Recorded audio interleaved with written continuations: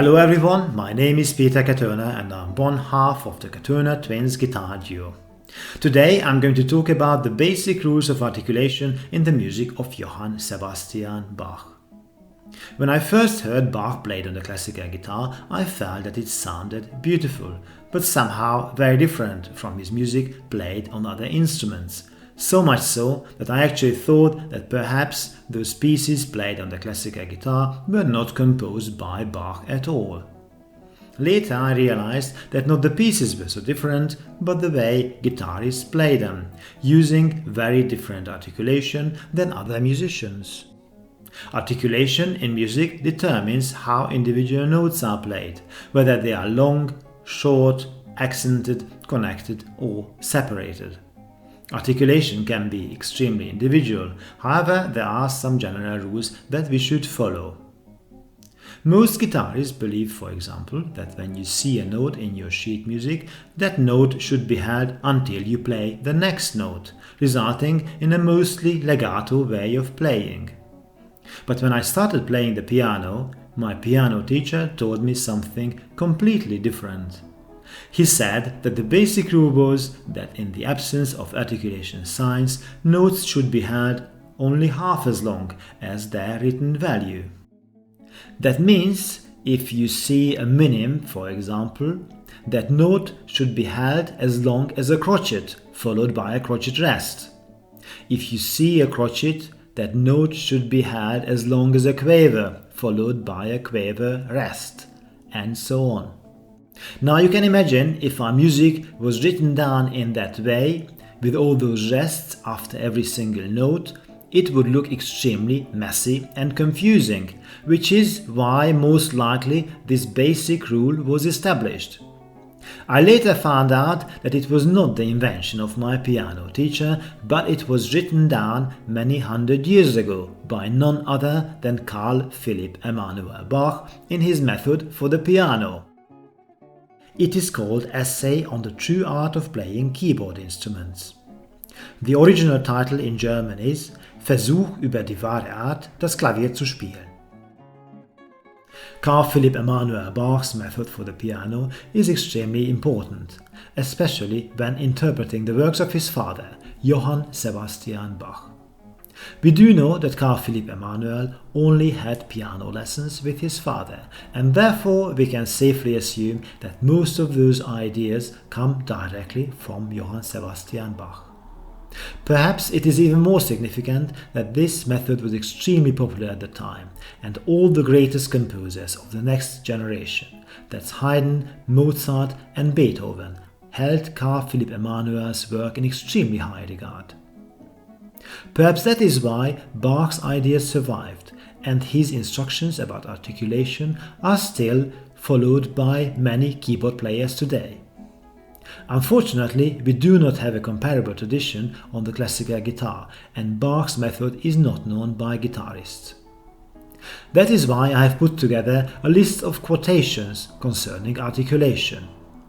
You can find them all in chapter number 3 about performance. Here is the first quotation that I have already talked about.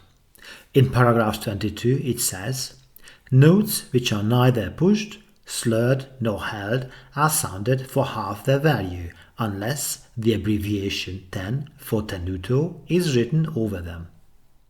I have put the German original below for you to see. In the context, it is clear that Bach describes here the three main articulation signs. Today, we generally use the Italian words staccato, legato and tenuto. Bach used the German gestoßen, geschleift and gehalten. From this we can see that even the basic understanding of how long a note should be held is different from what most guitarists think today. Bach also gives clear instructions as to where and how staccato and legato notes should be played. This is what Bach says about staccato in paragraph 17. These notes should always be held slightly less than half of their written value. In general, it can be said that staccato mostly occurs in jumping notes and in fast tempo. Bach is apparently suggesting here that we should use articulation in the same way as singers. When we have to sing fast but still want to be understood, we tend to sing using shorter notes. When we have to sing large intervals, it is physically impossible to do that legato unless we slide up with our voices using some kind of a glissando. On the piano and on the guitar, it is extremely easy to connect two notes with a legato, even if they are large intervals apart. But Bach suggests not to do that. Instead, we should imitate what singers do. Bach writes in paragraph 12. We add here that we should not miss an opportunity to hear skillful singers in particular. Through them we learn to think in a singing way, and it is recommended that afterwards we sing for ourselves a musical thought in order to achieve the right performance of it. About legato and where it should be used, Bach writes in paragraph 18. The notes which are to be slurred must be held, which is indicated with a bow above them. In general, it can be said that slurs occur mostly in walking notes and in slow or moderate tempo. Violin players generally follow those instructions given by Bach for legato and staccato playing. For example, at the beginning of the E major Prelude. Notes next to each other with a bow above them are played legato, and larger interval jumps staccato. The rest of the notes are played on the violin with separate bow strokes, slightly detached, producing a clear and articulate sound.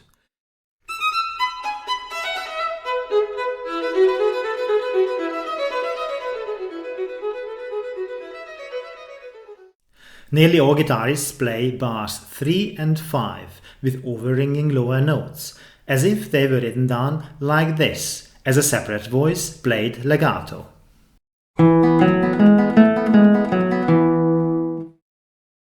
But Bach did not write them down in that way, although it would have been easy to do. Later in the Prelude, Bach does write down a similar passage with two separate voices, but as semiquavers as opposed to quavers, suggesting that they should not be played legato.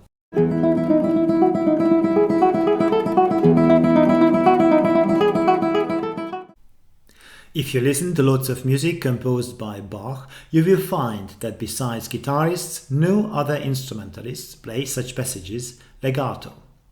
While you could say that it was technically not possible to do on the violin, the same cannot be said about the organ. Organists could easily connect such lower voices with legato. But listen what they do instead, for example, in the famous toccata and fugue in D minor.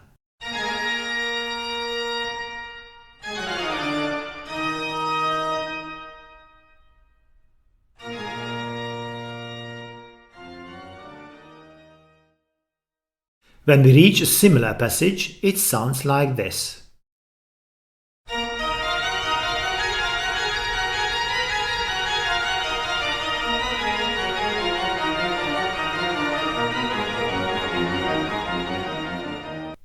As you can tell, organists generally don't play such passages legato.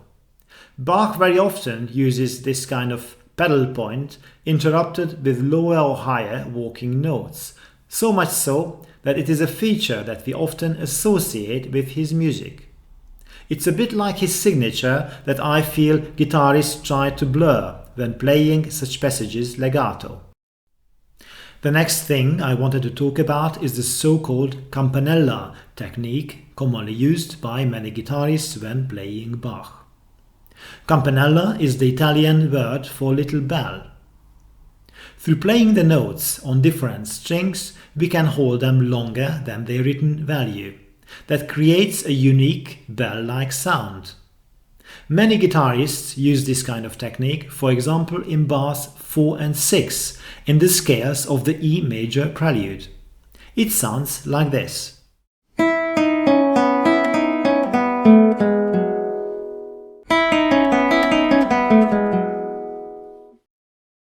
Since we know that the Campanella technique was used by some Baroque guitarists, and it also creates a very unusual and brilliant effect, one would think that using it in the music of Bach would be absolutely acceptable. Or would it? As far as I know, Bach never mentions the Campanella technique, but he gives us exact instructions as to where we can hold notes longer than their written value. Bach writes in paragraph 18, "When slurs appear over broken harmonies, one can at the same time hold the whole harmony." Scales are clearly not included in that category, only harmonies, and only when they are played in a slow or moderate tempo. As we have seen, Bach suggests that we should play scales either legato or even staccato if they are to be played fast. Here again the quotes. "Slurs occur mostly in walking notes and in slow or moderate tempo. Staccato mostly occurs in jumping notes and in fast tempo." It seems that these rules go very much against using the Campanella technique in Bach's music, and when I mention this to guitarists, I nearly always get the same reply, which is something like this. If Bach heard guitarists using the Campanella technique, he would have surely recommended it. That is very difficult to prove or disprove, especially since time travel has not been invented yet. But luckily we have the next best thing, which is Carl Philipp Emanuel Bach's method for the piano. As it turns out, there were plenty of keyboard players in Bach's time who used that technique, holding notes longer than their written value. Although we do not know what Bach would have said about guitarists doing the same, but he leaves us in very little doubt about what he thought about keyboard players playing in that manner. Bach writes in paragraph 6, "There are many who play stickily, as if they had glue between their fingers. Their touch is too long because they hold down the keys over their value. Others wanted to correct it and play too short, as if the keys were glowing hot. That is also wrong. The middle path is the best." As you can tell, Bach's disapproval is undeniable, but the same thing is also confirmed by Nikolaus Forkel, who wrote the first Bach biography and had extensive correspondence not only with Carl Philipp Emanuel Bach but also with his brother, Wilhelm Friedemann, and also with many other students of Bach. After extensive research, Forkel summarizes a particularly important quality of Bach's playing. It was clear and distinct as speech. The quality of touch is to the keyboard what pronunciation to human speech. If the performance is to be as perfect in playing as in talking or reciting, it will indeed depend on the highest degree of clarity in striking the keys and in the pronunciation of the words. And finally, there is one more rule that I should mention, although it was not written down by Bach.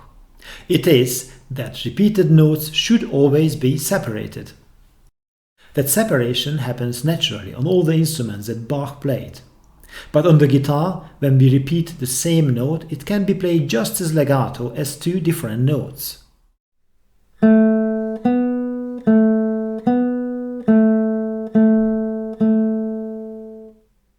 When repeating a note on the violin, you have to stop the sound first, otherwise you will end up playing only one long note.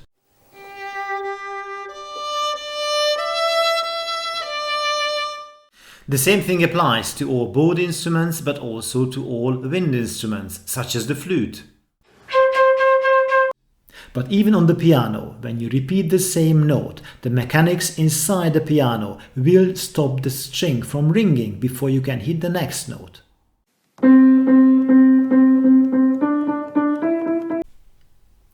At the end of this video, I should probably mention that of course there are always exceptions to any rules.